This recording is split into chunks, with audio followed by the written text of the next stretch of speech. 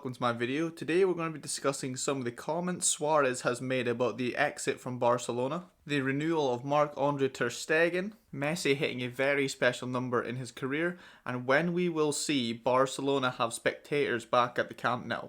That's all coming up, but let's first of all start with Suarez. So he was in an interview today and he did discuss in depth his exit from Barcelona and how unhappy he was about the lead up and how the situation was dealt with. Which is understandable because he was isolated and forced to train on his own. He wasn't allowed to train with the squad because the club no longer wanted him and wanted to sell him.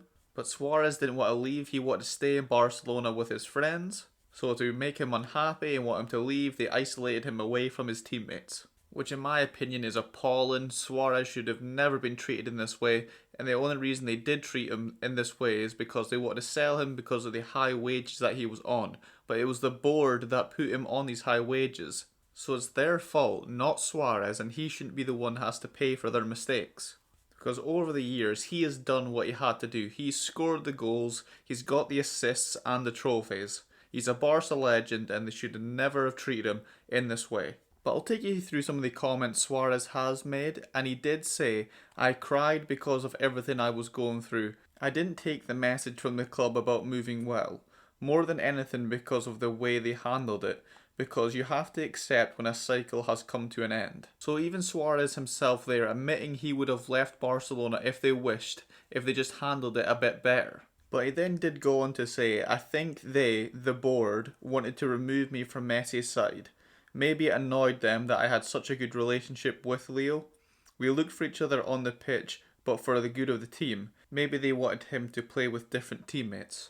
Suarez is probably suggesting there that it was annoying the board that Messi passed it to Suarez so much, and maybe the younger players coming through La Masia, if they had the ball more and Messi was passing it to them more, it'd be more beneficial to the whole team of Barcelona rather than Messi and Suarez. And I do think that is a valid point there, because players like Coutinho and Ansu probably wouldn't get the ball as much if Suarez was still on the pitch, and they have definitely been two of our better players since the new season. But finally, Suarez did shift from talking about himself to talking about Leo. And he did say if Messi feels comfortable and happy with a new board coming, he will want to stay in Barcelona. So I think Suarez is trying to say there, if this season goes relatively well and we do get a new board and they have directions that Messi will be happy with, I think that he will stay at the club. And I certainly do hope that is the case, and we could be merely weeks away from getting a new board anyway. And Messi definitely has a better relationship with some of the presidential candidates rather than the current president Bartomeu. But the last quote I will highlight from Suarez's interview, and he did say, "I would never celebrate a goal against Barcelona, but I would make my feelings known in some way." So I am very curious what Suarez does mean by this, and we will see what happens when Atletico do score next against Barcelona. But lastly on Suarez, he was in action last night playing against Chile for Uruguay. And it was in Uruguay, and it did finish 2-1 on the night for the Uruguayans. But unfortunately for the Barca man, Ronald Araujo, he did stay on the bench throughout the whole game. But the former Barca man, Arturo Vidal, did end up playing the whole game, but unfortunately did lose 2-1 on the night. But this game was for the World Cup qualifiers in 2022 in Qatar, and it does give Uruguay their first 3 points in the table. Suarez did help out with this, scoring a penalty on the night. But now moving on to the game between Argentina and Ecuador. And this game did end up 1-0 on the night for the home side, with the only goal coming from Lionel Messi's penalty. But this was a very special goal indeed, because if you combine his goals and assists for both club and country, it now amounts to 1,000 goals and assists. And it now only puts him 6 goals away from being the joint top goal scorer for a South American country alongside Pele. So if he does manage to get those 6 further goals, that will put him up to 77. But moving on now to Marc-Andre Ter Stegen, and he has now officially renewed his contract with Barcelona. After many months of negotiations with the board, he is now happy with the contract that they have put forward, and he will now be with us until 2025. And I, for one, am delighted by this news, because this is definitely one of the contracts we did need to get over the line, and we did need to renew Ter Stegen. The reason it took so long for Ter Stegen to re-sign with Barca is because he felt undervalued by the board, because he was one of the lesser earners at Barca. And amongst the starting 11, I'm pretty sure he was the player who earned the least. So I definitely do think that he was right to hold out to get more money, because he's definitely not our least valuable out of our starting 11. But nevertheless, I'm very happy that Ter Stegen is going to be with us for at least another 5 years. But moving on to Serginho Dest and Ousmane Dembele, and they have been very busy over the past couple of days despite having days off, because they haven't been called up on international duty, so they should have days off. But they have been in training on Thursday, Friday, and they do intend to be in training on Saturday as well.